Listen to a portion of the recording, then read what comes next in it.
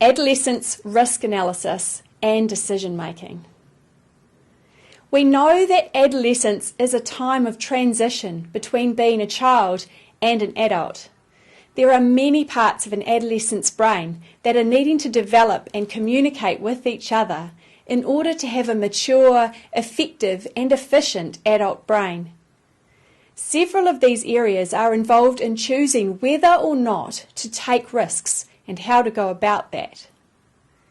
Let's imagine a child's brain is like a go-kart, no engine or brakes, and it requires a sloping, smooth road in order to be able to function well.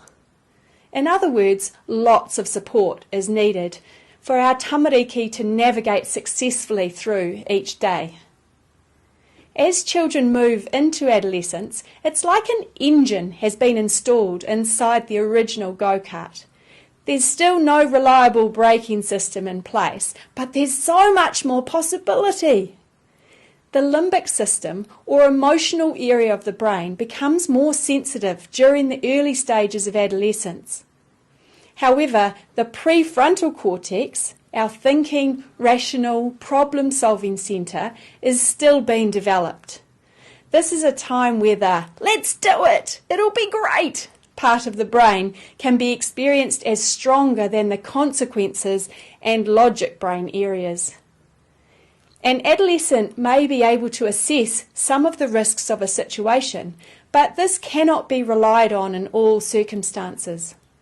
Meanwhile, the desire to do the risky activities is already heightened and often overwhelms the decision making. Soon enough, though, the brakes start to come online, and this is the prefrontal cortex maturing and bringing with it the young person's advanced ability to assess risk.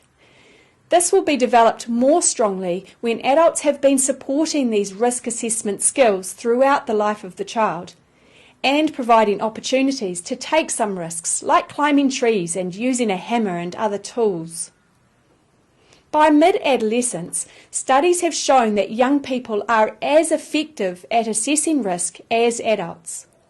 However, the reward system of the brain, found in the limbic system, is still highly sensitive and means that an adolescent is still more likely to take the risk than an adult will.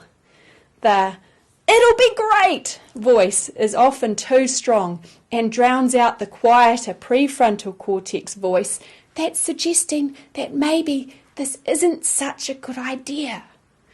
It's more of a whisper than a shout. And this strong reward centre voice drowns out the thinking parts of the brain even more when we have peers around, when we're with our mates.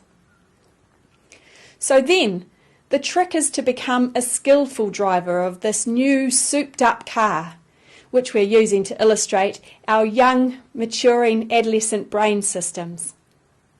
This skillful driver stage is more strongly observed during late adolescence, where the voice of logic and the voice of "let's just do it" can have a two-way conversation rather than a distinctly one-sided one.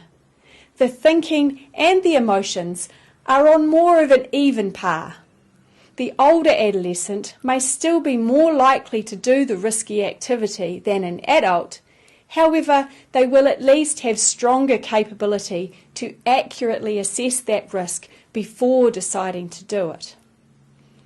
All of these processes take time and practice, and will be much more successful if there are supportive adults who the young person trusts, who can be there along this risky journey called life.